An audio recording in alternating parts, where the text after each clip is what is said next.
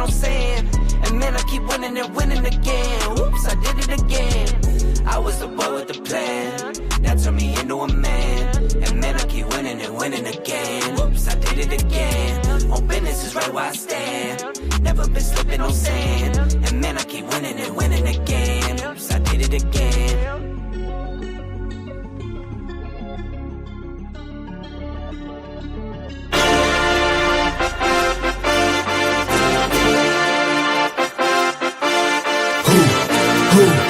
Who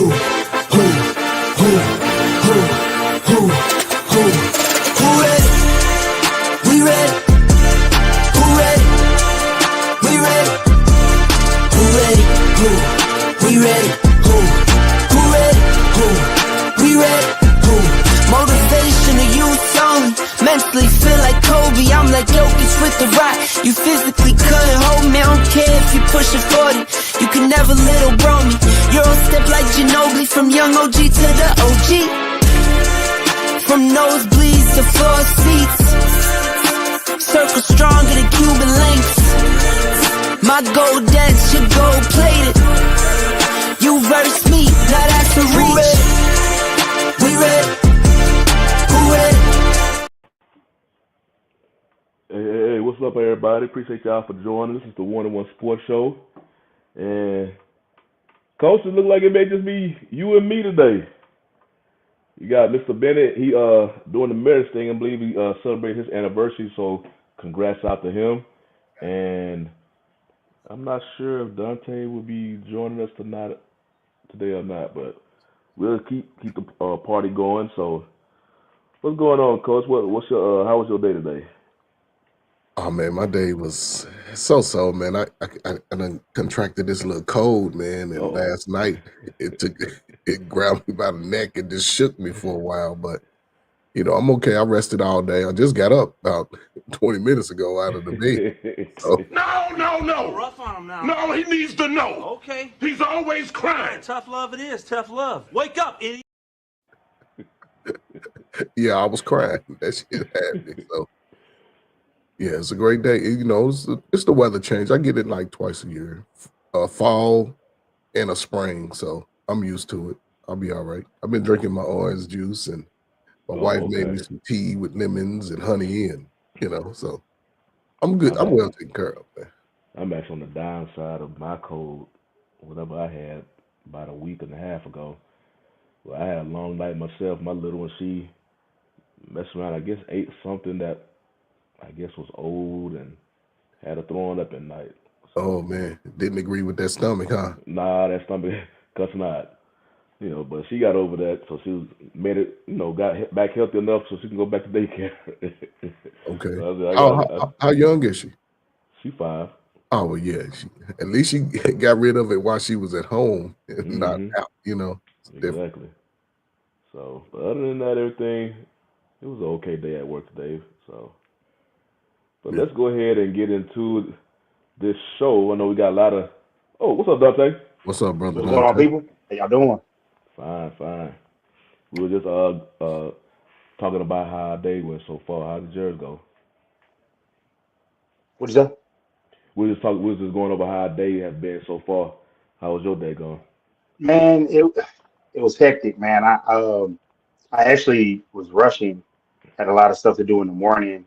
Started had the little pre-K thing and all of that, and I had like an appointment and stuff. I left my cell phone at home, so it's like you never know, you never realize how much importance it has until like you don't have it, and it's just like I'm not in touch with anybody.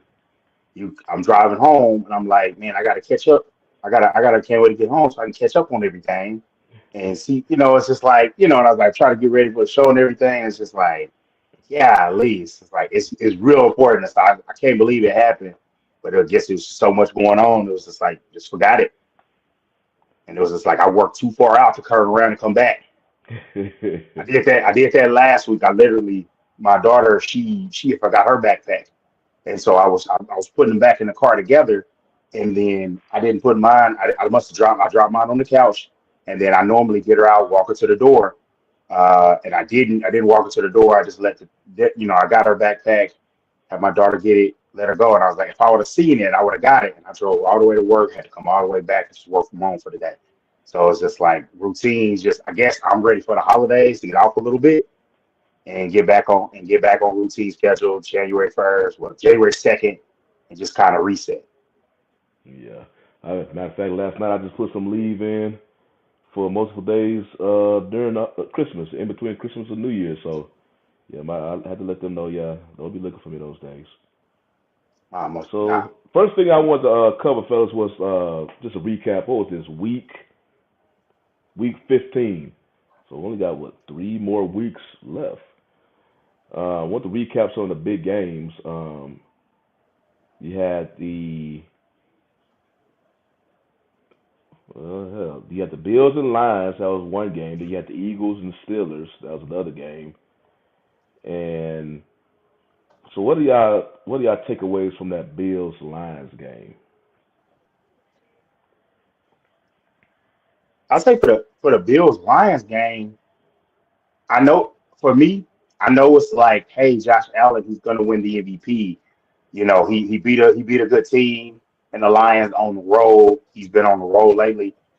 It can't get out of my head what happened the week before, where it's just like I know everybody's saying, man, the Lions, we can't take them serious as winning because their defense is bad because they've had so many injuries. But at the same time, can we not say that about the Bills? They took on the Rams, who are a nice team, hitting their stride, but the Rams just, put 40 plus on you. And then now the Lions put 40 plus on you, but you won. You're not going to win like that, as I know Coach Ferg is about to say, hey, man, it's getting cold. Buffalo plays outside. So the other teams that they'll face, Kansas City, even though they beat them, they play outside. Are you going to have that type of high octane offense? No, you're not. You're gonna have to play some good defense. You have to get the running game going, and and then get the passing game going as well. So you're not going to be able to just have a shootout unless you are a dome team like the old Colts. The old Colts used to be the old Rams. Unless you're in a dome team, then you can play basically the same style you play in the regular season. If you play outdoors, you are going to have to change your style. So that worries me about them. But they're high octane, explosive offense, explosive game. I was going back and forth between those two games, and I ended up sticking on the Lions and Bills. What's your thoughts on that game, Coach? I don't really take too much from it. Buffalo needed that win, but also Buffalo is inconsistent. They beat. Yeah, I'll just say I don't take too much from it. We'll see in these last 3 weeks. Detroit. It's good that they lost. It ain't really good when you lose, but some losses benefit you as the season progressed. They had a 10-game winning streak, which is difficult to do. And I think they're going to be better going forward as far as Detroit. Buffalo, they still have some tough games left. We'll see how it plays out. Everybody has to – I'll tell you this, Josh Allen, he cannot afford an injury at all. He cannot do it. He could be, he is the running just because of the type of wins that he has, but yeah, he's just an average quarterback to me. Well, I think he's proven a lot of things this year, especially because he lost his number 1 and number 2 receivers from last year with Diggs and Gabe Davis, and look like he's putting up better numbers, than he did with them. So I think it was a big game. Bills was just scoring. I know Campbell was catching flack about that onside kick, early in the fourth, but I understand at the time they could not stop the Bills. Bills were just scoring on left and right, so he was just trying to change the dynamic of the game because it's like, man, we can't score, so we still a possession. And my thing, I think the Bills they're legit. They can compete against the upper echelon teams of the league. They made like any NFL team, they may slip. Hell, the Eagles almost lost against the Panthers. So like it's true they say that any given Sunday, but they seem to get up for the big teams, the big games, and if anything, they're gonna be a very hard out. But with the Lions, and I know because I had a follow-up question with them. Are they in trouble? And I believe the Lions are in trouble. Not the fact that they lost against the Bills. Injuries are starting to catch up with them. They just lost their running back one in David Montgomery. So now Gibbs is going to have to do most of the carries. It'll be his opportunity to shine. But what's up, Mandrell? Mandrell, what's going on? Hey everyone, what's going on, fellas? Fine. Y'all started talking football without me this whole season. That's messed up. We were giving us thoughts about that Bills-Lions games, and I was just going over how I believe the Lions are in trouble. Not really because of the fact that they lost against the Bills. It was a close loss. There's a lot of Not scoring really. going involved. But the injuries are starting to pile up on them. And they've been able to get by during the regular season because, one game you may play against a good team, the other game you may play against a so-so or mediocre or below average team. But once they get into the playoffs and the teams are basically your equals, they may have their playmakers. You starting to lose yours. And if anything, me being a Cowboys fan, I strongly believe they keep losing these playoff games because of lack of playmakers. Well, I think the Lions may experience that. And especially with the loss of Montgomery, I can just imagine if they meet the Eagles in the playoffs. I don't know. Right now, the way their defense is looking like, the Eagles will run all over them. They're having too much injury. I think right now they have 17 players currently on the IR or near that. That's just too much, man. You can go through the regular season. Look, I'd like to say this to you, Shawnee. I've been waiting to say this all season to you and Dante and Black Man Unfiltered. How about them Cowboys? Hey, I'm not tripping about them Cowboys, man. I'm not. I was joking around with some people because Dallas Cowboy fans right now, they all in particular one here in DFW, they all discombobulated. You got some mad because they losing and some mad that they winning. I'm like, winning what? They ain't going to the playoffs. But they worry about the draft status, the draft. Okay, gotcha. Yeah. So they keep winning games and keep going lower. I'm like, dude. And it's so many sorry teams. If you look up, it's like so many sorry teams clanked up. So you can't move up, and you just got to realize that and just, hey man, that's just the lost season. That point locked up. Yeah. And the thing is, I'll say this: that first of all, I'm shocked this season at the Lions that they're doing so well so far. You know what I'm saying? I'm shocked at that the Lions, it's Detroit. They're supposed to suck. It's in their DNA.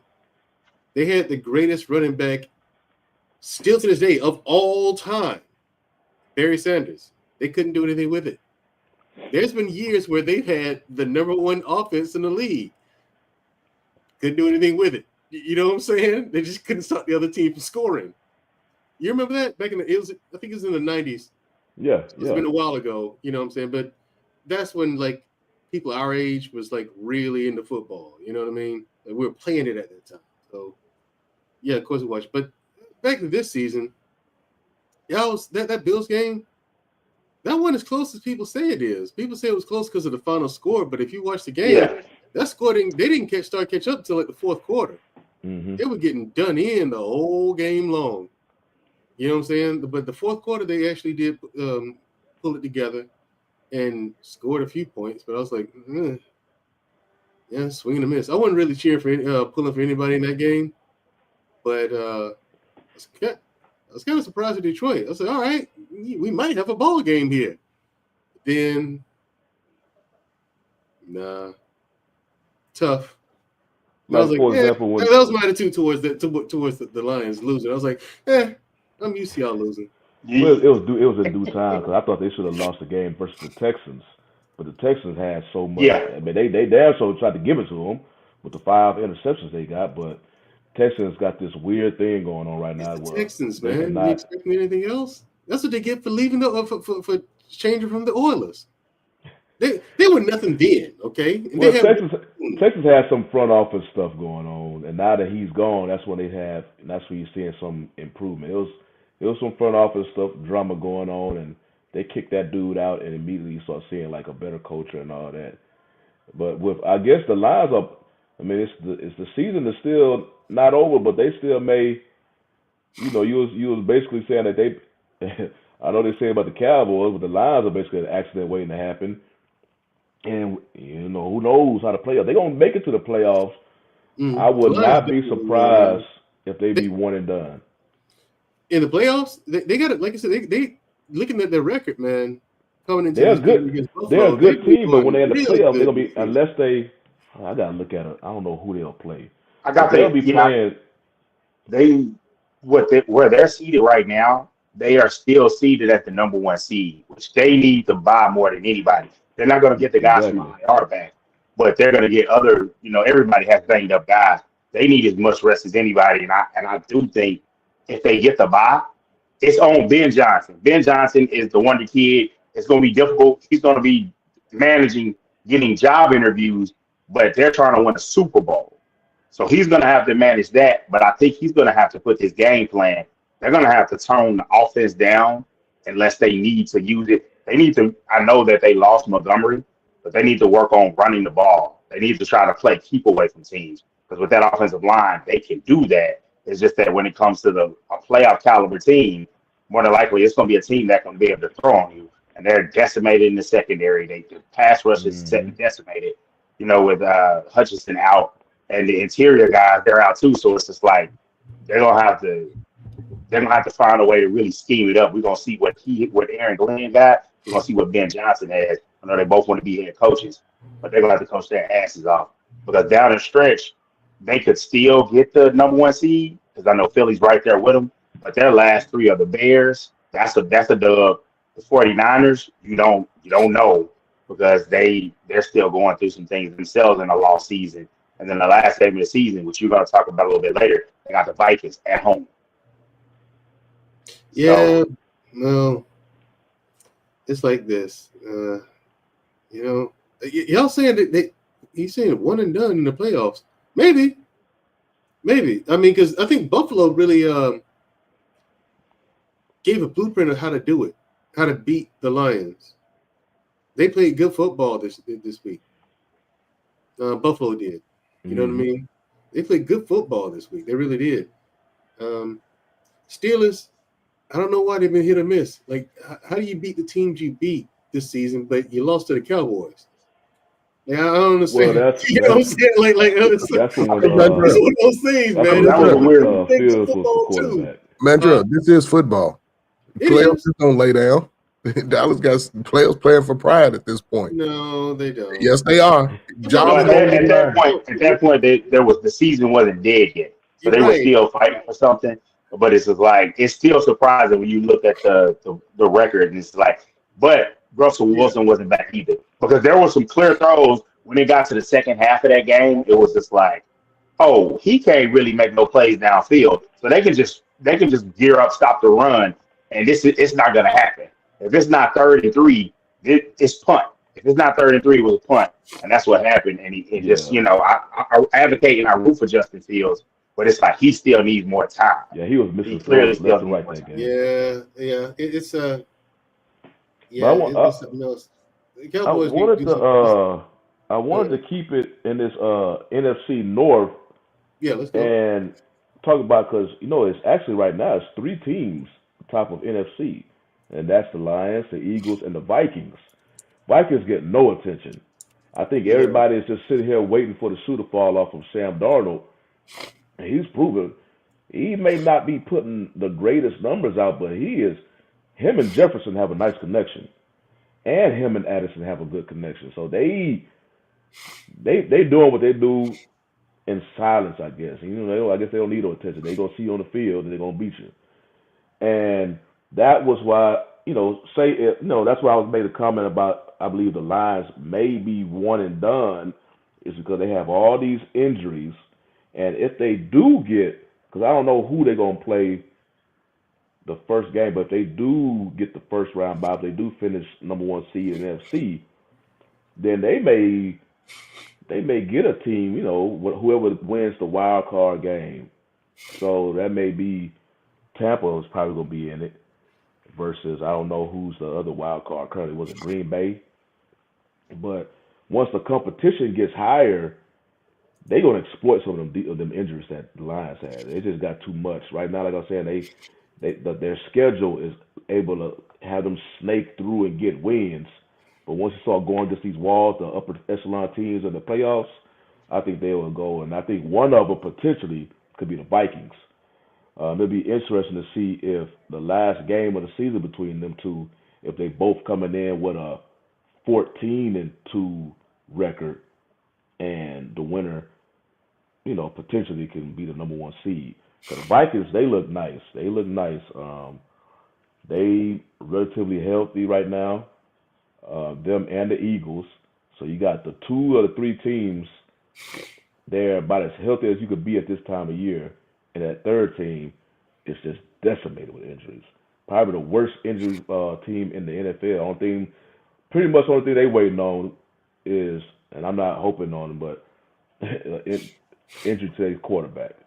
They seem like they got injuries everywhere else, and it's like that's what happened to the Cowboys. Injuries are piling up, and it was like the Grim Reaper said, "Okay, Dak, it's your turn now," and that officially just put him down in the hole. Yeah, but it's a shame that the most exciting thing that happened in Texas Stadium this year was that fight between Mike Tyson and Jake Paul.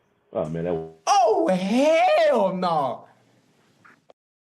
There was no excitement right there. I was watching that thing, going back and forth with the broken Netflix and the Extreme and all their issues. I had no issues with Netflix. A lot of people. So it never skipped and paused. And not for me. Like a lot of people reported that. Like so many people that Netflix was doing that for me. Kind of in trouble for it. They're kind of in trouble about it now. But I had no issues. I had not one issue the whole night. The best fight of that night was the women fight. Yeah, the women. That was intense. They was reminding me of those boxing movies. It was like when the stream was working, it was working for that fight, and it was working for that fight before that. Those two, the stream was working okay, and then after that, it was just. Well, the thing is, Netflix had never had that much traffic at one time. So, and of course, what we know now, what they needed to do is open up a few more servers, you know what I'm saying, to handle the traffic. They know now because now they're going to have the NFL on Netflix. And now that they know how much traffic to expect on their servers, it's not going to cost them a lot of money. You know what I'm saying? They're not going to lose. Just turning on some more servers. Or even if they buy some more, it's going to cost them a lot of money.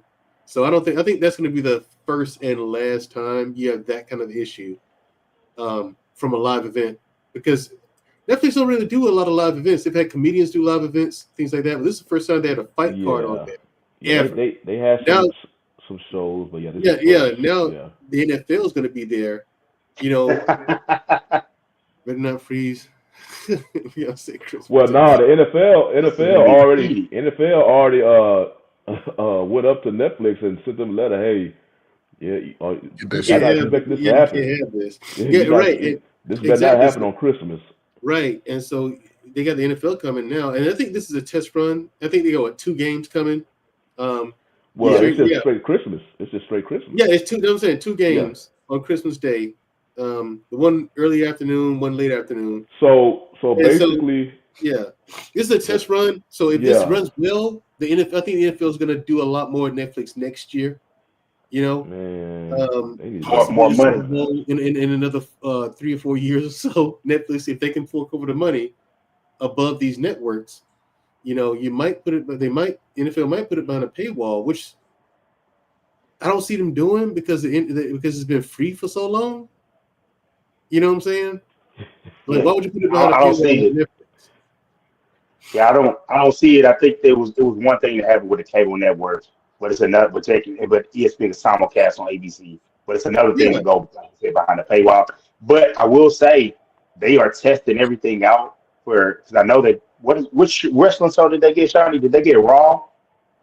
Or they got one of them. Yeah, they got one of the wrestling shows. So they're testing everything out as a guinea pig, and if it goes well with the NFL and it goes well with Raw, when they host that weekly, with those numbers are going to be good because wrestling has rabid fans and consistent fans. They're going to get more and more stuff, and they're going to be. I would say them and Amazon are going to really be out there for the streaming, fighting and making the networks pony up big money, and it's going to be a real bidding war between teams, and that's why players are smart if they're angling their contract to be like, now I'm going to take a shorter deal. I want to see what you're going to do with this guy, do with this new streaming deal. Because as soon as that money comes, that's going to hit the leagues. And I applaud any player that's smart enough to say, well, I'm just going to take the money now and be okay. That's exactly what the whole thing is that that was exactly what Dak did on the contract he got before last. Mm-hmm. They knew about these upcoming media deals. Like I say, him and his agent, they probably the greatest. Him and Kirk Cousins' agent, the greatest agents of all time. The way they I've never seen I've never seen an agent just smack the Cowboys around like this. I mean, Dak knew from the jump when Dak was the third year of his deal, he fired the little agent that brought him up, and he was like, he got with CAA, and there was like Tom Conley. He was like, oh, and that guy is known for not negotiating nice, especially with the Cowboys. Once he did that, I said, okay, he might be a guy from Mississippi and from Hardin, Louisiana, but he ain't no dummy. He ain't no dummy. He went and got with the big boys, and it's paid off for him handsomely. You can say, hey, I wish the performance I love him. I really like him as a player. I wish the performance on the field was better, but his performance in the negotiating, the business, A++.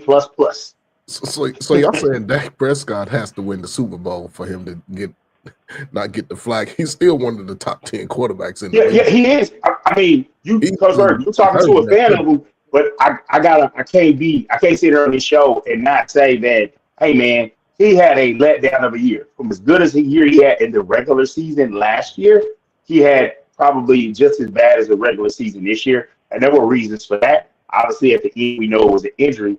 I'm not saying I don't have faith in him, but it's like it's at this point, it's so much stacked up against him. I don't argue Dak anymore. It's just like, if you feel like he's the best thing since sliced bread, okay. If you feel like I don't agree, but I'll say okay, because going into those fights, it's just like I don't have the stamina for it anymore. I have all the stamina and all the smoke on the team. So Dak, Sam Darnold, I don't know any other free agents. Who do you choose as the best free agent? Let's just say Dak was a free agent, Sam Darnold, and I don't know what other quarterbacks that were free agent looking to sign a contract. Who do you choose in that group? That's the first call. Me, I pick Dak Prescott because he has a longer. Yeah. Sam Darnold. That's a wild card. Yeah, but okay. So this is how I feel about NFL quarterbacks. So I strongly believe what team you on would dictate the success you have in your career, especially at that position. But that could be said about any position, really. Sam Darnold, as we know, was drafted by the Jets. Then he went from the Jets. Then he went to 49ers. And what was the third team? He was only on the third team. Yeah, he was. I forget the third team. Whatever his third team he was on. Was it the Rams? I forgot. Doctor, what's the third team that Sam Darnold? I'm trying to think. I know he was with the. I know he was. Look it up. Might have been with them. He might have been with the Rams as a backup of the 49ers. He was with one of those. Yeah, as he was a starter at New York, but then he was a backup everywhere he went. Hell, he's supposed to be a backup this year. Carolina, because they had a good start to the season. Boys, and they were, hey man, they're hot. And then when I saw him play, and I was just like, nah, that's the same Sam Darnold. I was like, that's the same guy. Yeah. And he just turnovers, not able to get it done. And I liked him coming out of USC, but Sam Darnold proves the experiment right. We could get on Bill Parcells about a lot of things, but when he said, hey man, quarterback needs to have X amount of starts because you've been able to get a feel for a game, you know how to manage the offense, you know how to call a play, even though if the offenses are different, which now they're mirroring each other, college and pro. You need to have a feel for how to do things, and you've seen quarterbacks that have had that amount of starts from, and they've been able to come in and be successful. And then you see some that come in and they don't. There's a method to the formula of some of the scouting for quarterbacks. Now, quarterback scouting is not perfect. No scouting is perfect. But for quarterback, I do believe you can't just take a guy off of one big year and he came in highly rated, he has the physical tools, and you like him. You can't take that and think he's going to be successful. Sam Darnold probably would have been better going to a different organization, but probably playing some more. And you're seeing that now. You get with a quality quarterback coach. Now the Vikings are in a tight spot. Do you bring him back when you got a rookie quarterback that basically you've been able to sit, which we may need to go back to sitting quarterbacks for a year and kind of, we're getting back to running the football, which I do like that. I'm a big proponent of the passing game, but I do like some form of balance because obviously you need the running game and you have them both of them, you're deadly. But quarterback sitting, I know Patrick Mahomes is not the best example, but he was able to sit behind a good veteran quarterback at Alex Smith. You've seen the other quarterbacks, once you let them sit, then they come off the bench and they play a little bit better. And Sam Darnold, he's got to cash in right now. Somebody's going to get desperate. I've seen the report that some teams would comfortably pay Sam Darnold $40 million, then take Shedeur Sanders or Cam Ward, which I don't know. I think they're crazy. I want to see who that GM is, and their team needs to start a petition to fire. Their fans need to start a petition to fire him because because Sam Darnold is still unknown. But if you have all the right tools, like Minnesota did, it could work out for you, or you could be back in the QB draft lottery the next April. But Dante, you said something very critical when it comes to quarterbacks, and again, man, my non-football players, man, I know it's hard to understand sometimes. You said something very critical. You have to go to the right coach. You've seen it play out time and time. Teams that have a defensive-minded head coach, the quarterback is sort of left to his own demise, whether he's successful or not. He has to figure it out on the fly. So you have to have at least a good offensive coordinator who understands. That's why Patrick Mahomes is so successful. He's allowed to do shit most quarterbacks ain't allowed to do on the field. He's making stuff up as he go on the field, but he understands the offense. The coach is sort of coaching him through that process. When you have a young quarterback, you have to put him in position to be successful. If I have a quarterback and I know he's good on the move, I'm not gonna make him and force him to stay in the pocket. Now he will have to throw some passes out of the pocket, but I'm gonna put him in plays where he can get on the move and use his talents a lot better. I'm not just gonna keep him, say this is the way I'm running and this is what's gonna happen. No.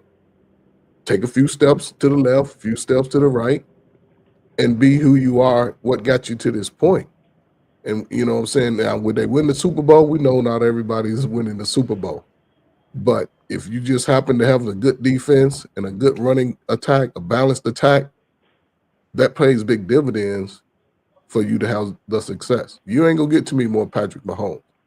We can cancel that. But we will get some similar players. And if they get a chance to, because it's going to see, this week, Michael Penix, he's going to be starting for the remainder of the year. So we'll see how sitting has prepared him. If he wins these next few games, I can see Kirk Cousins on the move or just being a backup. I got my own opinion about that whole thing, but with Darnold up in Minnesota, that's Kevin O'Connell. And he is proven to be a hell of a quarterbacks coach. And that's why, going back to Saban, I was making with Darnold, because you already been on 3 teams and he was not playing like this. Yeah. It looks like you found somewhere that, because he's going to be a free agent, but it looks like he found somewhere that he could have by far success and what looks like to be potentially sustainable success. With the weapons he have there and the chemistry he's getting with the receivers and the head coach. So that put the Vikings, because he's only 27 years old. I don't know how much money he's going to get on the market, but the Vikings have options. They could okay, we still have a young quarterback who is very cheap right now. He's already coming up. He missed his whole entire season for an injury, so he really couldn't do anything anyway. Let him sit another year. We bring back Darnold another year. Now he truly has a sit-in year, and we'll still have 2 more years on his rookie contract. We could do something with him. We can make a decision then. Or 3. if you They did the 50 option. yeah. Or if you're really happy with Darnold because he's young, you could trade McCarthy. Looking for potentially trade him for more picks if you're really happy with Darnold. So they have options. Now going back, so y'all brought up Kirk Cousins and Michael Penix up down there. I have no problem with them, because Cousins, it looked like he found some type of groove, but then he just fell off. I think he got 9 interceptions and 1 touchdown in the past several games. So he just fell off. They barely won against Oakland yesterday or past weekend. So to me, what Atlanta did with Kirk Cousins reminds me of what the Texans did with Brock Osweiler. But the only thing is, Kirk Cousins had a track record. Kirk Cousins, you knew his only thing was playoffs. But in the regular season, he performed. But his biggest thing was he was coming off a monster injury. And then immediately, when he goes to the Falcons, they give him this big contract. You don't even know how he's going to play coming off this Achilles injury. So you just basically giving him taking blind faith and giving him money. And now you already potentially got to figure out, okay, what we're going to do, we're going to have this dead cap hit and all that. What the Texans did, if you remember, Brock Osweiler was a backup quarterback for the Broncos. Yeah. He was backing up Peyton Manning. And remember that Peyton Manning's last year with the Broncos, that was his worst season probably of his career. Yeah, the balls were not going in it, but even though they still won the Super Bowl because they had an incredible defense. Well, Brock Osweiler at one time was brought in there, and he caught the attention that Bill O'Brien, who was the head coach of the Texans at the time, and the GM, he caught his attention. So without even bringing Osweiler in for a training session or even talk to him, he signs Osweiler to, at that time, was a nice deal. Osweiler was unknown. He was the backup quarterback for his previous team. And then it turned out that dude was horrible for the team. He's terrible. So they traded him. They found some type of weird loophole to trade him to the Browns. Yeah, they traded him to the Browns for they did like they do in the NBA where they do salary dumps. Yeah. And that comment there was perfect about Kirk Cousins, and if you're talking about Brock Osweiler. That is why teams don't let quarterbacks hit the open market, because these rich impulsive owners, these wealthy impulsive dudes, just make decisions and say go for it. And they went for it and got a complete bum. And that's why they don't want guys hitting free agency, because the amount of money, average, what do they call them? Bill Parcells had it for them. The jobbers, just any old body guys would make so much money hitting the free agent market. That's why they push it off and they make it go wait, because these guys guys are getting underpaid because they're not getting free agency. Yeah, I was about to make that same point, Dante. Like, yeah, free agency it does put a strain on the game. It does. It messes stuff up. Same time, before free agency really became a thing, guys weren't getting paid what they were worth. You know what I mean? And they weren't getting opportunities that they should have gotten. Like, look at black quarterbacks, for example. Damn. You know what I'm saying? Let's start with Doug Williams back in the 90s. Washington Redskins. He goes to the Super Bowl, right? Their starting quarterback, the white guy, gets hurt. Doug Williams comes in. Shawnee, you remember this, right? I know Coach Ferg does. He goes in there and breaks so many Super Bowl records. It's not even funny. Yeah. Like, he killed the whole, a masterclass on how to quarterback. Period. Genius performance. And broke like tons of records, right? Regular season comes. Oh, we're not going to start Doug Williams. Wait, why not? Did you see what he just did? Made no sense. You had that. All the fans were like, you had that sitting on the bench this whole time? And you wasting time with the white dude? Like, even white fans were outraged. You know what I'm saying? But anyway, they put him in the game. And he starts, right? Killing it. Yeah, we're going to trade him. Why? He's winning. He's winning. What are you doing? So, and they traded him before he had a chance to renegotiate his contract because that was coming. After his performance in the Super Bowl and what he was doing in the regular season, that was coming. They knew they were going to have to pay him real money. But then, you know, you had him. Who else? Donovan McNabb. Ronald Cunningham was another one. Yeah. Didn't get his just due. You know what I'm saying? You had a quarterback running a 4.3. Why you have him sitting in the pocket? In other words, why are you forcing him to sit in the pocket? You know what I'm saying? They were forcing, like he would get, they were fining him, like penalizing him, like with fines, if he like started running as a quarterback. You got a quarterback with an arm like that, but then your offensive line sucks. He has to survive and make a play. And they tried the same thing with Donovan McNabb later on. You know what I mean? Where they're trying to take the quarterback out of his game, but it only happened when it came to black quarterbacks. You know what I'm saying? We're mobile. They never scrutinized Stevie. Well, right. Fast forward that, man, Dre, to today's NFL era, when Coach brought up the team the team you go to matters.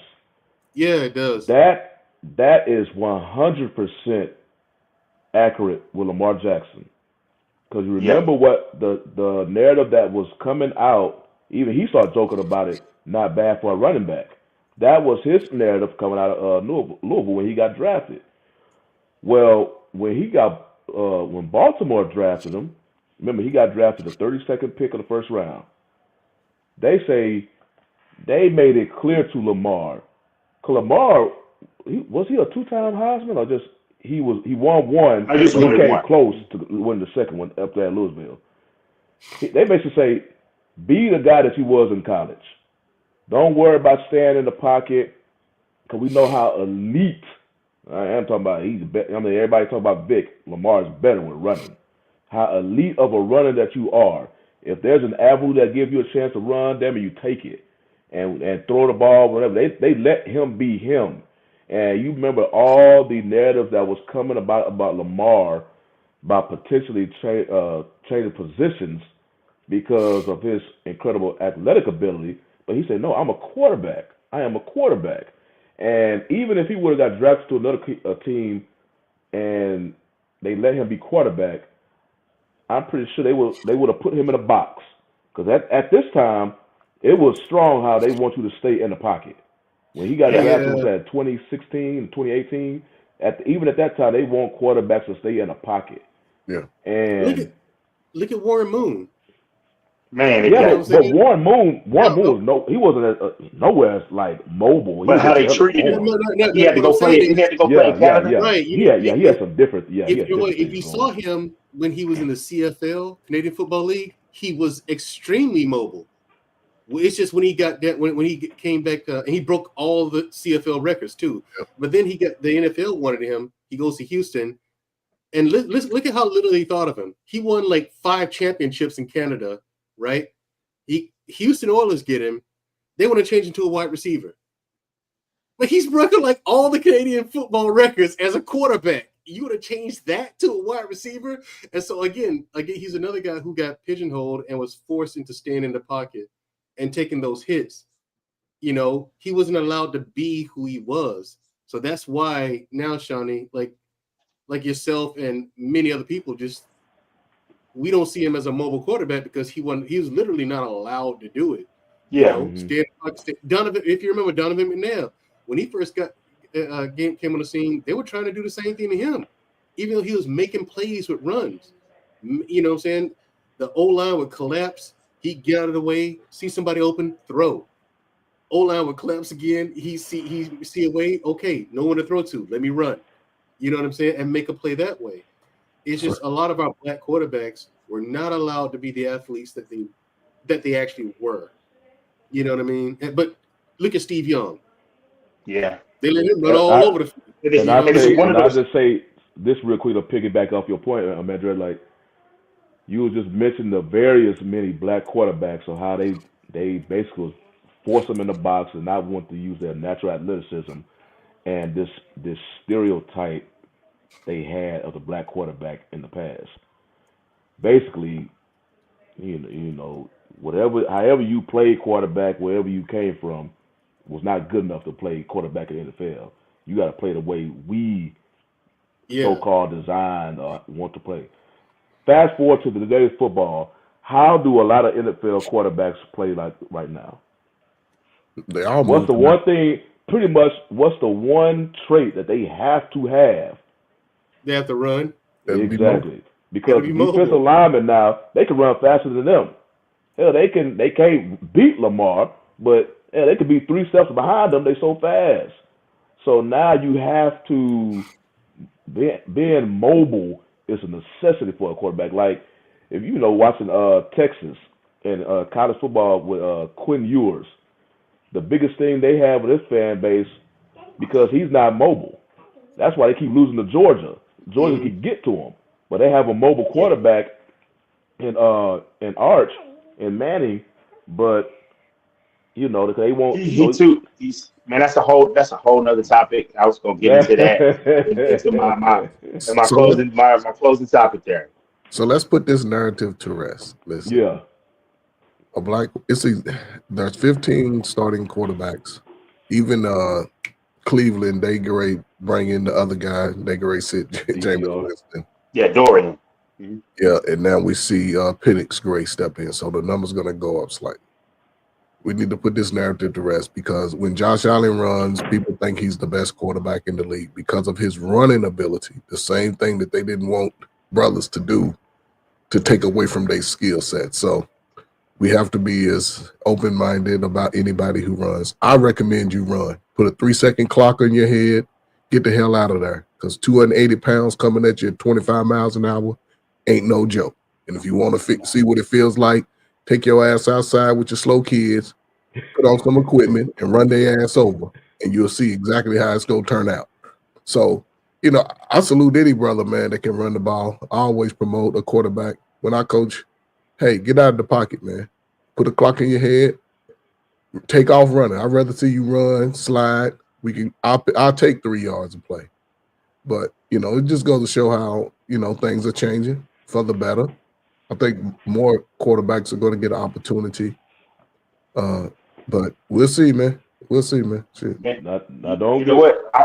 Go ahead, Dante. Go ahead. No, I was gonna say I was gonna pivot to your next topic on that one. Speaking of run, because I got something for this one about running. When it comes to running quarterbacks, that kind of ties into the next topic. Yeah, go ahead. Well, of course, and if you ever seen him run now, it looks bad.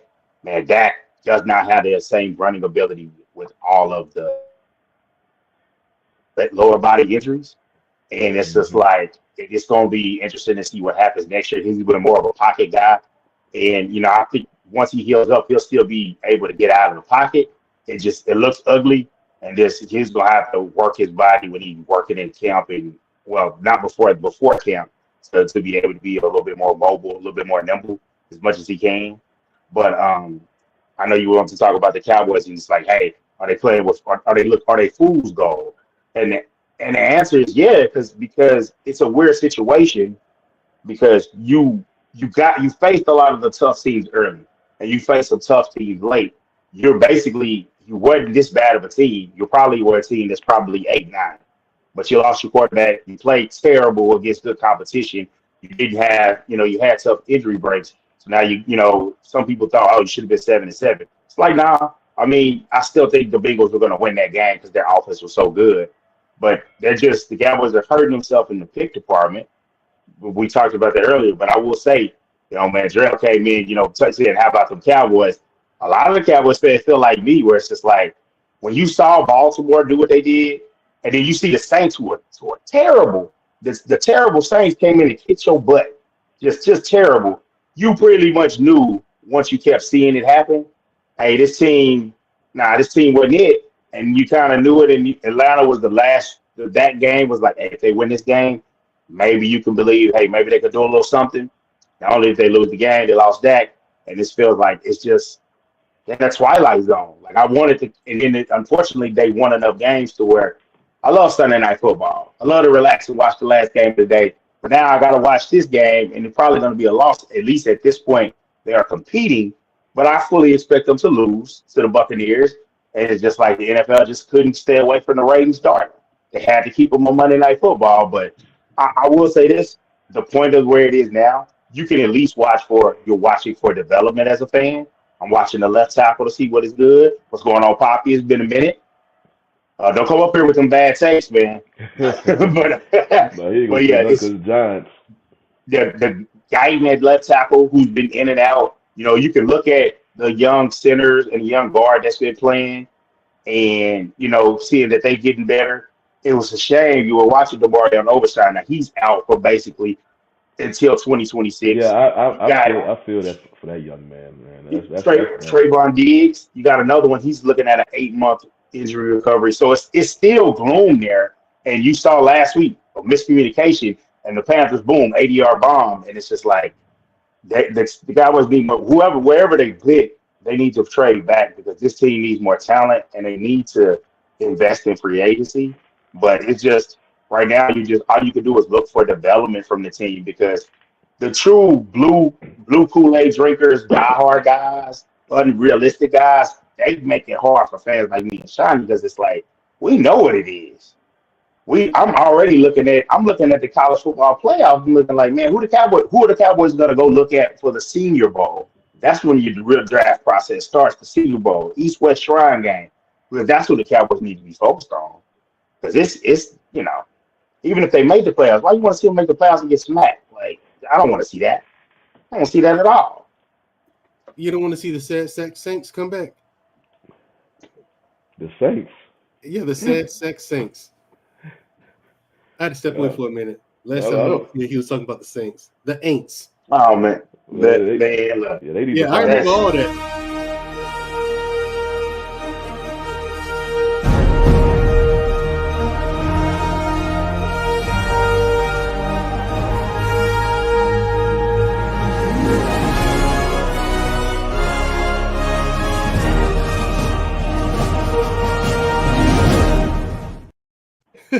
That's a good one. When the admin is a Saints fan. Hey man, look, I remember all of that. Man, I remember fans used to come to Saints games wearing those brown paper bags.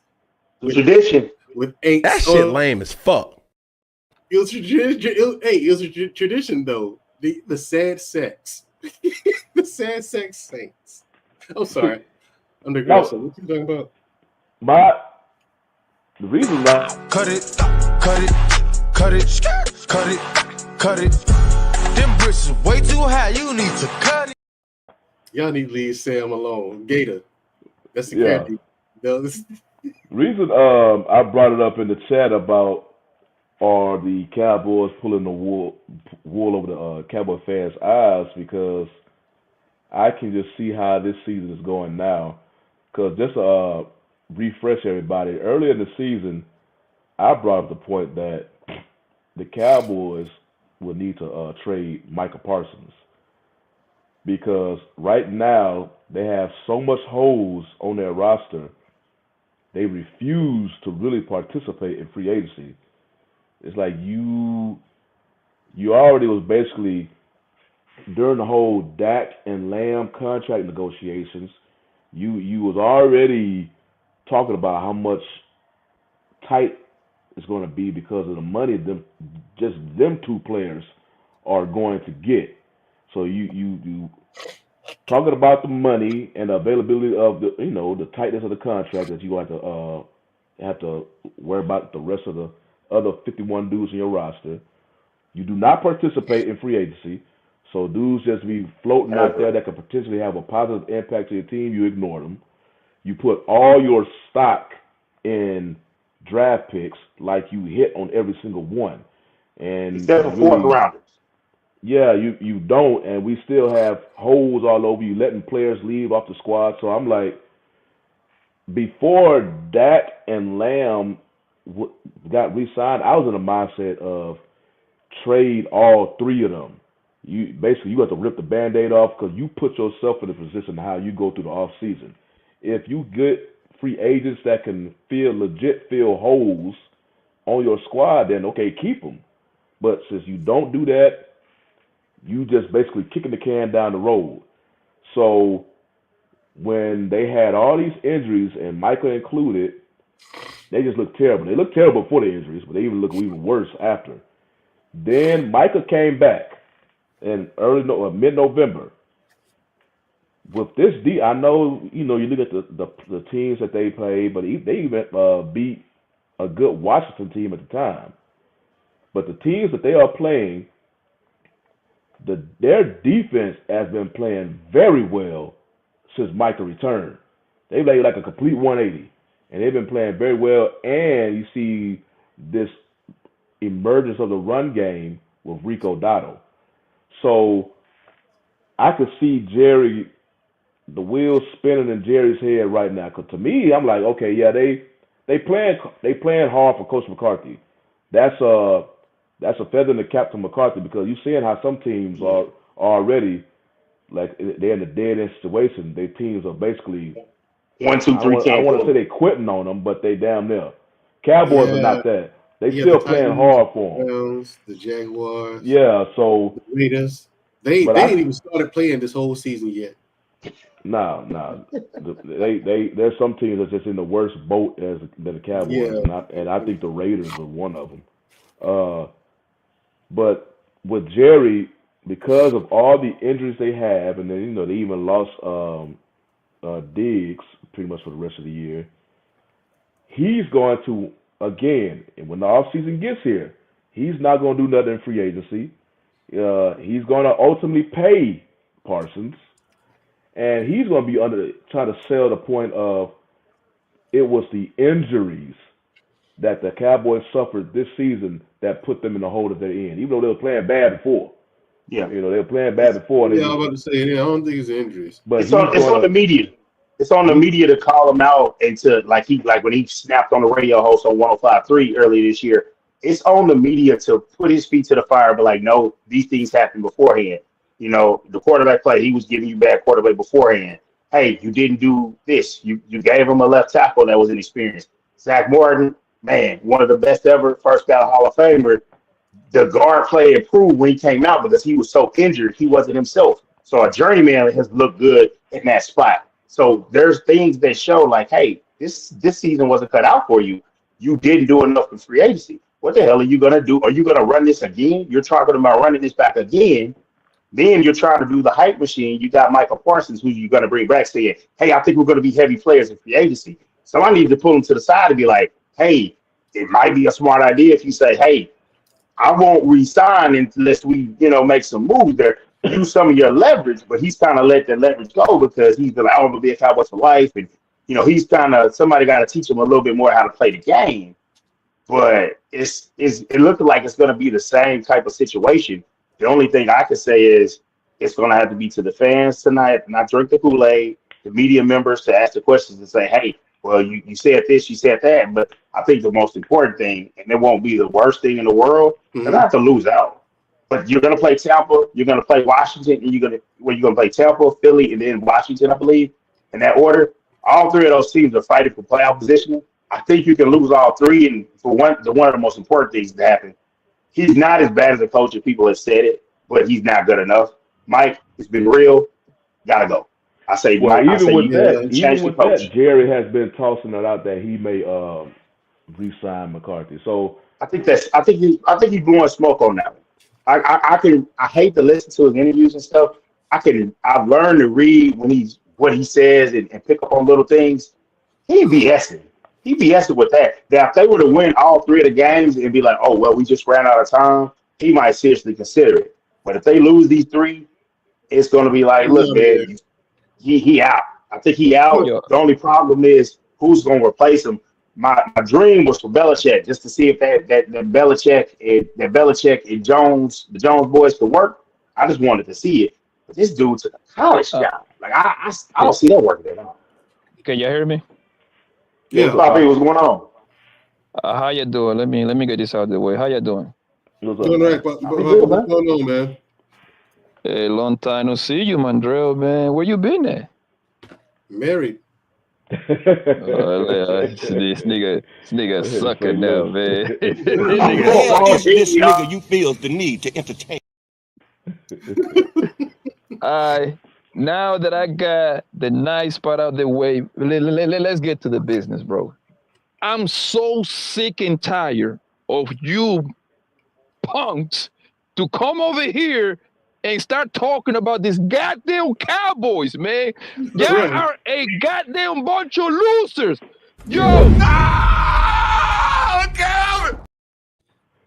I'm so Preach. sick of you, Dante. What you got that hoodie on for, bro? What's wrong with you, fam? Don't you have respect for Man, yourself? man, look, at top, I'm wearing a winner, 2023 world champions. You know, let's get that understood. Then I'm wearing the team that grew with. Look, man. I mean, and if you're a Yankee fan, you ain't seen the chip in a minute. You know, Poppy. Hey. So we're gonna go into that. Dante, that's such a loser take to take right there, bro. You actually had the winner's hat with a loser hoodie, bro. You thought you were Probably you like, come I here thought with a you lot were of slick. steam about them Cowboys. What is Man, your job coming doing? here with Let me all the throw them smoke. off. He coming with all the Let me smoke. throw no, Johnny, man. I'm sorry, man. Forget you too, though. I don't wanna cuss like that, man. Forget you, all right? Why are y'all talking about the Cowboys when y'all got a losing records, bro? You with us. It's disgusting.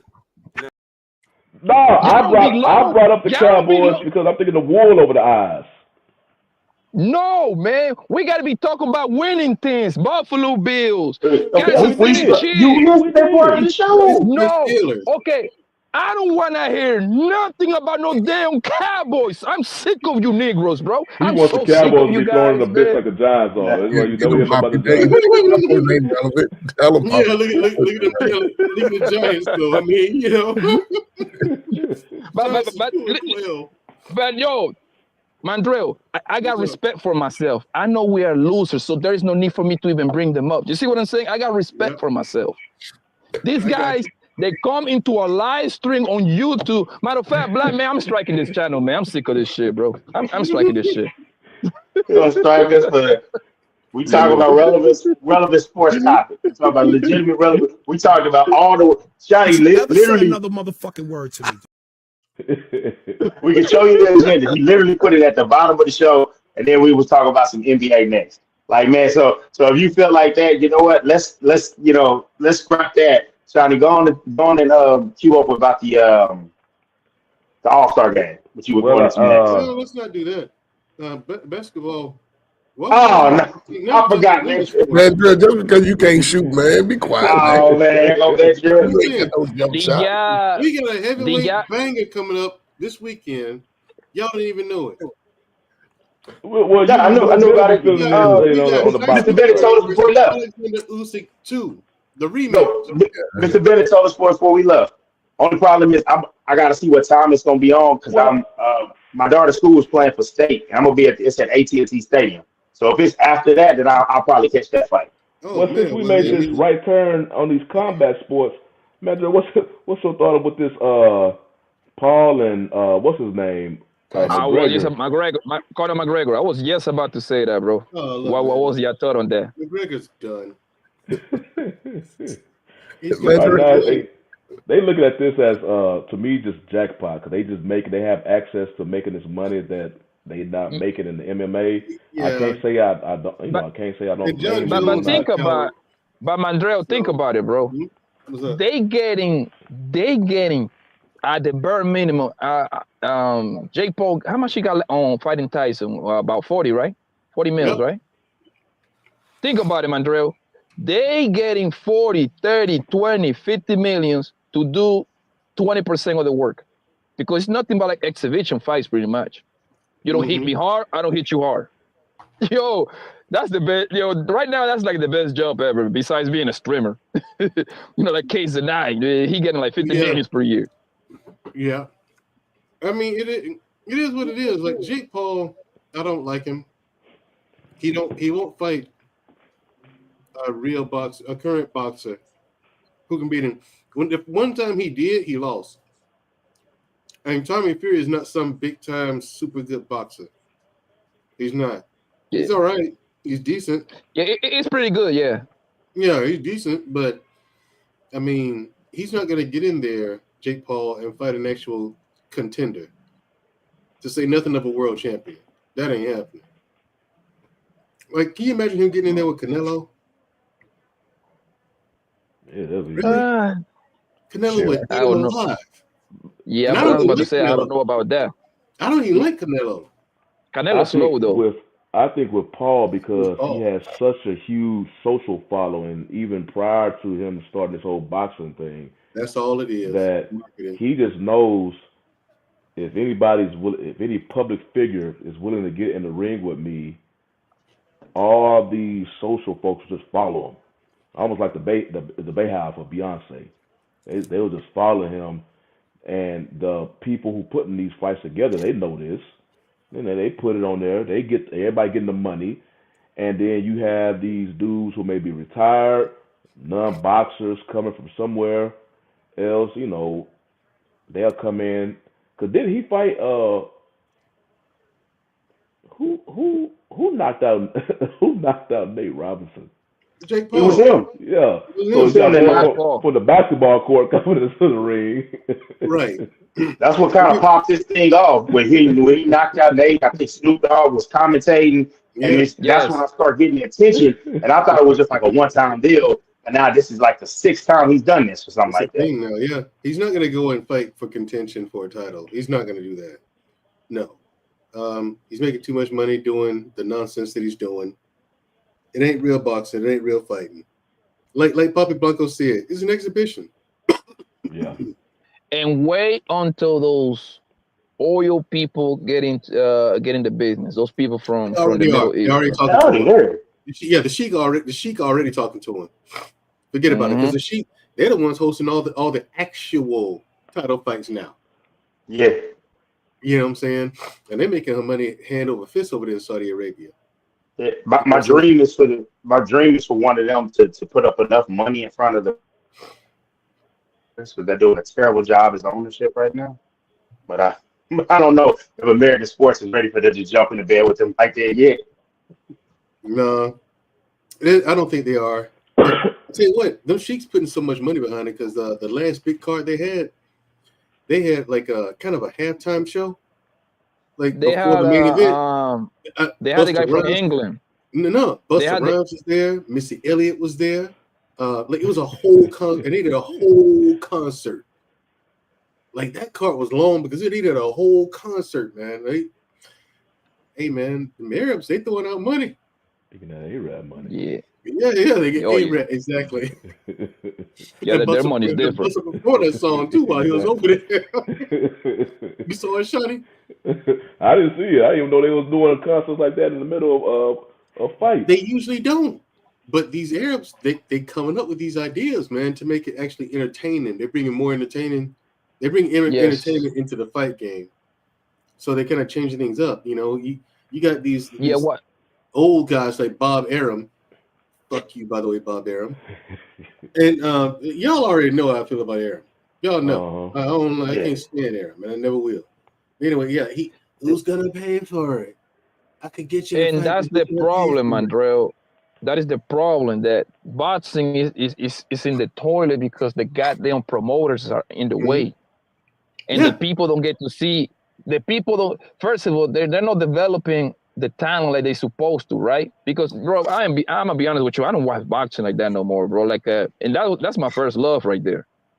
You got these old promoter bastards that are on the way. They don't give the people the fights that they want. They need to learn from the guy from the UFC, Dana White. Dana White, people want to see Bon Jones versus whoever is number 2. He giving it to you, pound right there on the spot. He ain't gonna wait. He's gonna give it to you in less than 6 months, right there. And that's what this Sheik is doing, Bobby.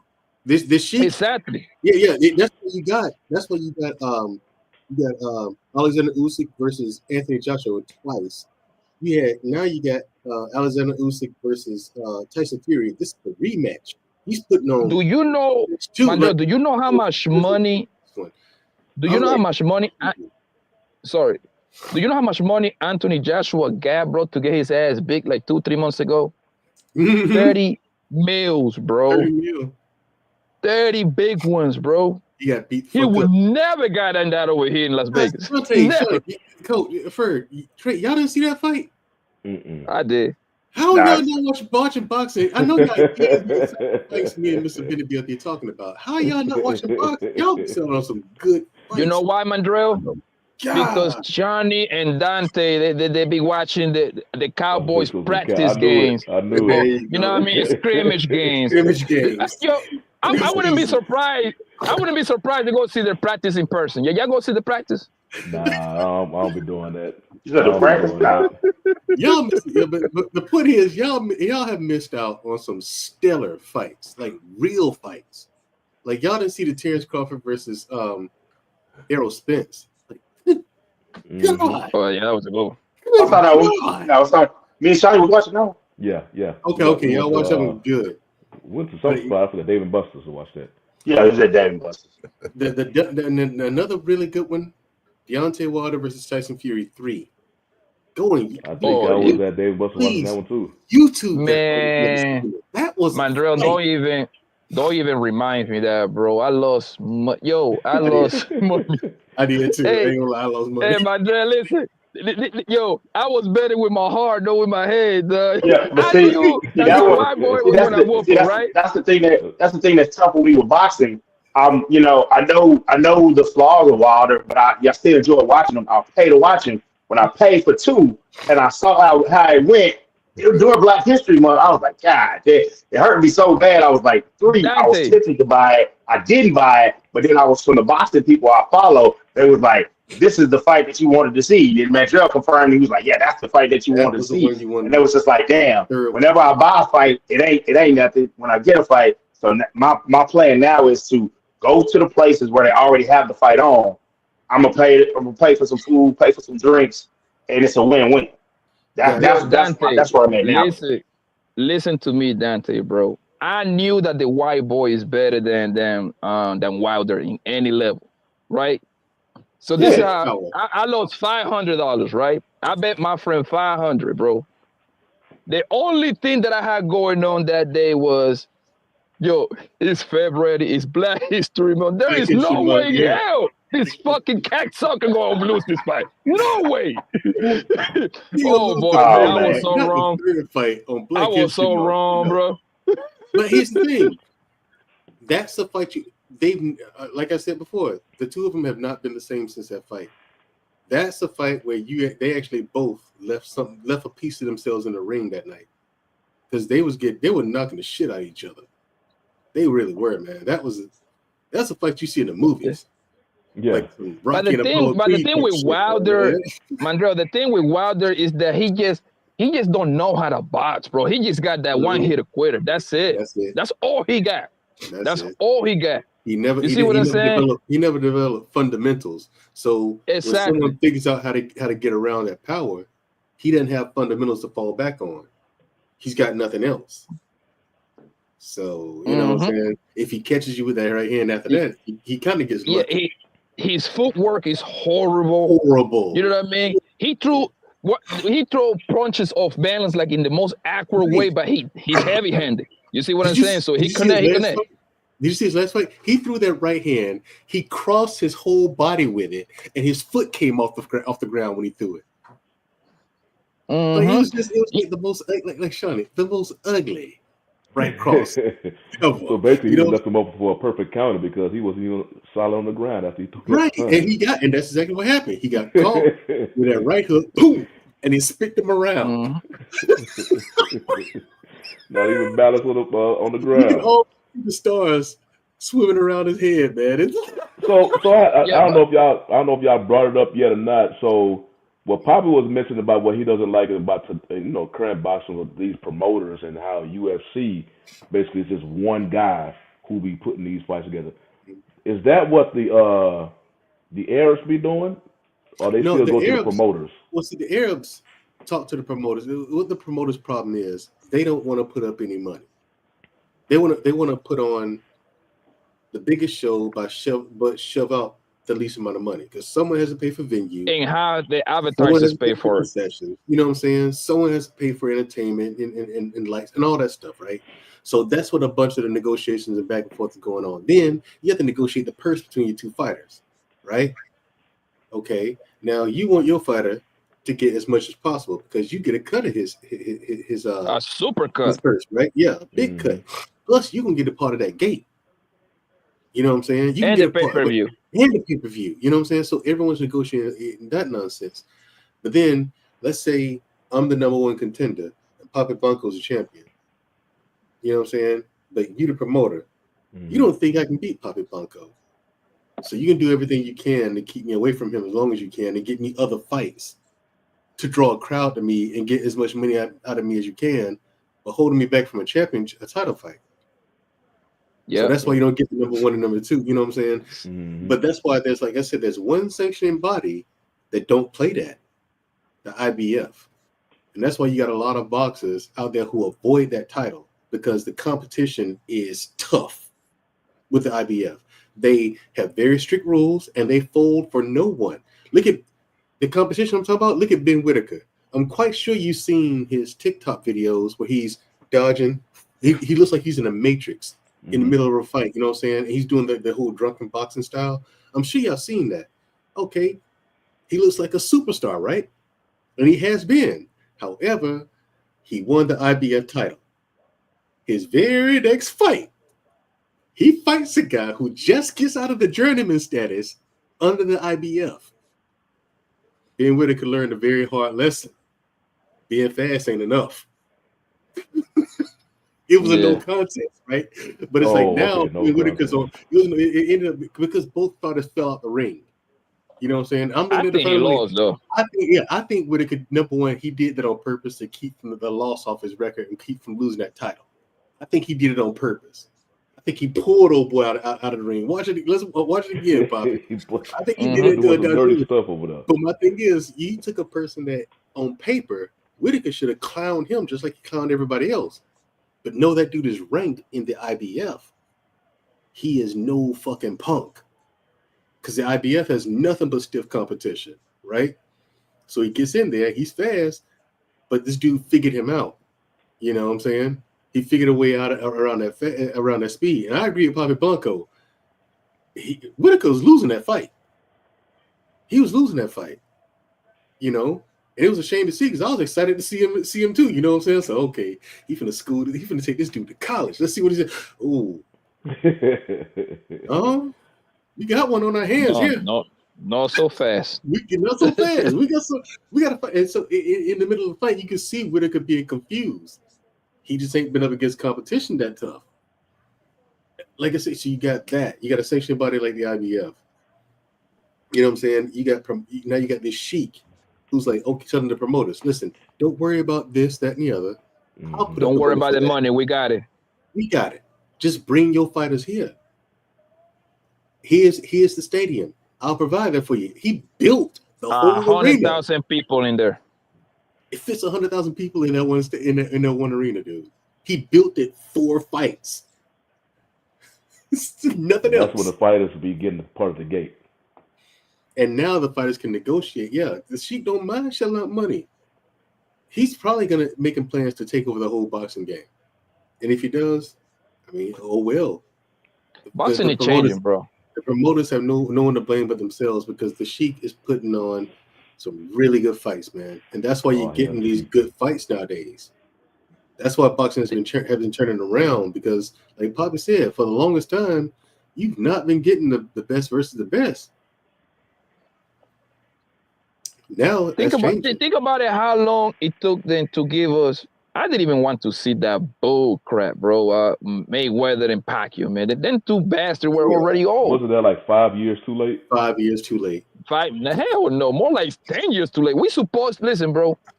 In boxing, when you got the top of the top against the top of the top, we're supposed to see them fight at least 3 times, like the gladiators back in the days, bro. 3 times, bro. Trilogies. That's what made the sport more captivating. Marquez fought Manny Pacquiao 3 times. You see what I'm saying? So they waited too long, and then Mayweather he created a whole lot of excuses too because like Mayweather kind of like an entity on his own. He kind of like pick his fighter. He didn't want no smoke with Pacquiao, so he waited. Then they And want to fight Pacquiao- when they was like 40 years old. And then Pacquiao was looking at getting out of the boxing and going into politics by the time he fought Mayweather. You know what I'm saying? So his mind wasn't That really don't even boxing. count. You know, but it ain't like the time in the 80s when it was the four kings in the middleweights. You know what I'm saying? They don't know Those what the four dudes- king is, Mandrell. Don't teach them. The four kings, they went at each other, man. Like you had Duran, Sugar Ray Leonard, Tommy My Hearns, favorite boxer, and Marvin Hagler. Marvin Hagler, who was the best of all of them. I think he's the GOAT. He is. He's one of them. He's one of the GOATs. He's definitely in my top 5. Now listen, you want to see a fight? I told y'all about this before, and I'm going to keep Hagler reminding you. Hearns. Hagler Hearns. It ain't but 3 rounds. Yes. Enjoy it. Like I said, that's the one that as soon as the bell rung, they just went at each other. Like alley cats. Like alley cats. It's a crime. It's a crime because I wasn't even born. So by my father and all my uncles, they boxer lovers. So I boxed too. So I had to go. I went back and watch it, bro. It's a crime that the fight was only 3 rounds, bro. That's probably the most thrilling fight that you will ever see, bro. Yo, them two guys went at it, man. And when I say at it, start yo, to finish, it was so bad. No one had nothing left. Listen, it was so bad that Tommy Hearns, he lost. He got knocked down, but he broke his goddamn arm, bro. He broke his arm, bro. Punching Marvin Hagler. And he still got knocked down, bro. Y'all got homework, man. Go watch that fight, man. Let me know next time y'all see me. You talking about one of the greatest fights of all time that you can see, man.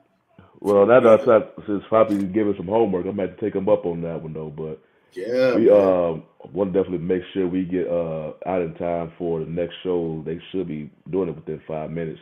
So I guess at this time, and Poppy, you feel free to join if you want to. Just go around the horn, fellas, and just give us your final thoughts, and they could be over anything. Okay. I'll go first because I'm about to go.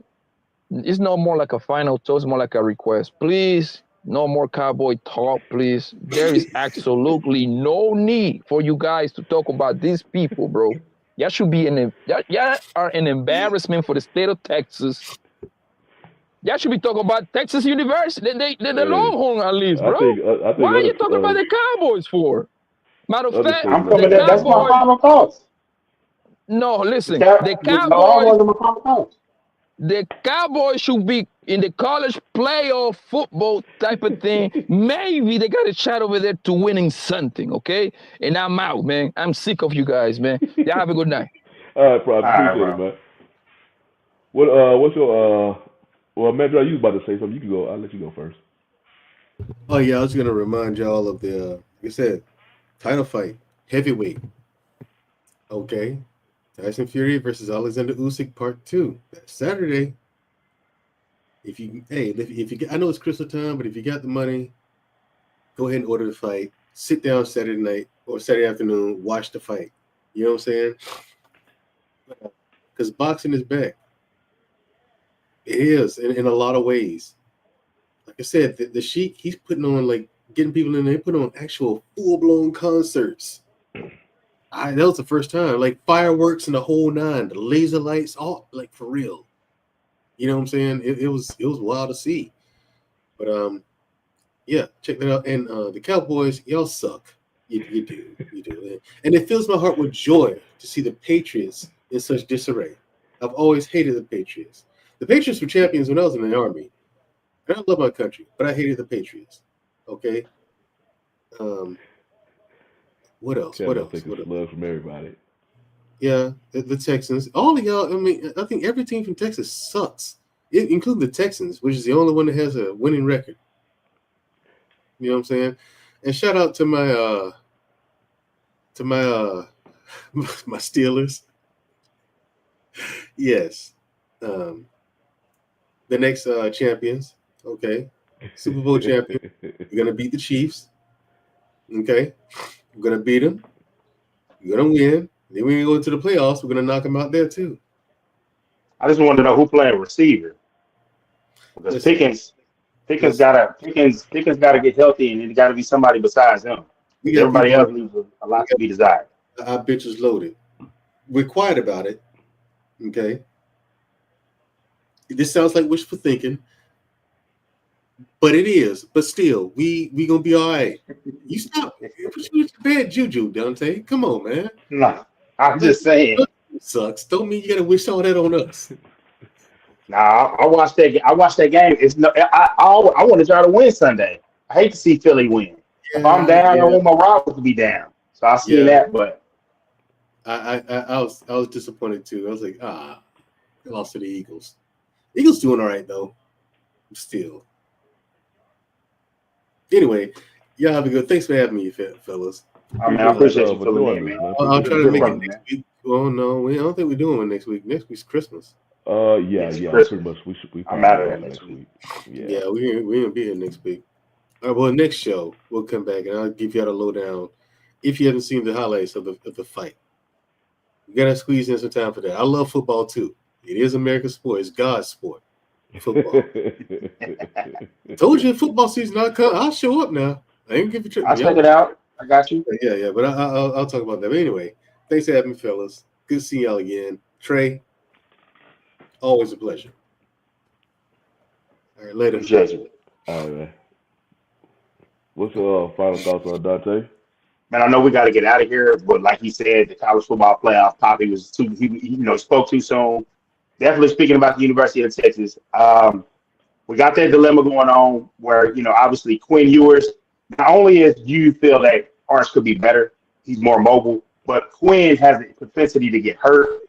He's hurt again. He's had some time to rest. I'm still worried about how it's going to look. I think now is the time. It doesn't matter that it's Quinn's last home game. You got to pull the trigger if he's not looking right, because we're breakdown going against him on the other side is Cade Covenant, a mobile quarterback, couldn't hurt the Texans, which is I say the best defense in the nation. Had an All-American, was a Thorpe winner, and Jahdae Barron, but he beat him. He beat Quinn Ewers in high school for a state championship. You can't let him come into Austin, where he's from, and win a playoff game. Texas has a better team. I just hope Quinn can play well enough. The running game is good enough so that they can get that victory. The other games got going on, you got SMU and Penn State, you got Notre Dame and Indiana. So you got some good matchups there, and it's going to be interesting to see. But I think it's really going to get cooking once we get to that next round, once we get to that quarterfinal. Mm-hmm. I got Texas winning, I got Penn State winning, I got Notre Dame winning on that one. So, and I'm gonna put the upset. I'm gonna pick Tennessee versus Ohio State. Oh damn! I'm gonna go with an upset. What you got, Coach? I mean, great show, man. Interesting. Hey, we get down to the final few weeks of football. Don't be surprised if you see some teams not be in the position that they are now at the end of the season. Just to clear it up with Mandrell, baseball is America's sports. That's why you can get a 15-year, $785 million contract. But this, sports is a great equalizer for anybody, who's interested in getting a little mobile, losing a little weight. So, man, let's get our kids active out here, man, so they can be healthier than we are. And, buckle down because, again, football changes in the winter, and we see that. So hopefully if your team is winning, that they continue to win. They don't have major injuries going into the final weeks, because that will make a big difference going into the playoffs. But other than that, man, I'm excited for college football, man. So let's see who's going to win it. So we're looking. Salute to Travis Hunter, too, man.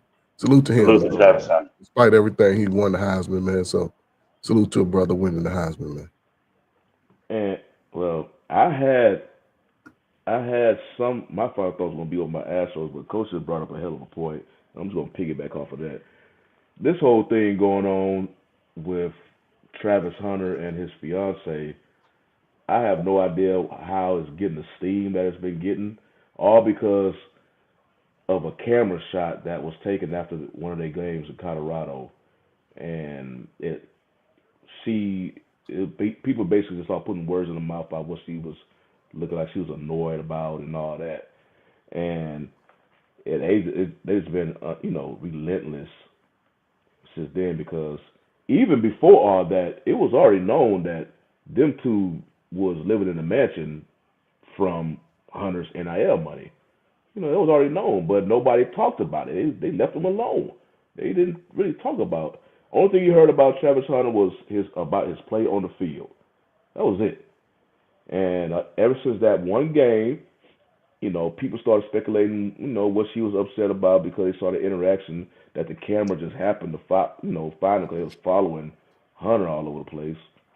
And then after that, somebody dug up an old interview of him and his fiance about, you know, she didn't know at the time they first met he was not her type or whatnot, and then things changed.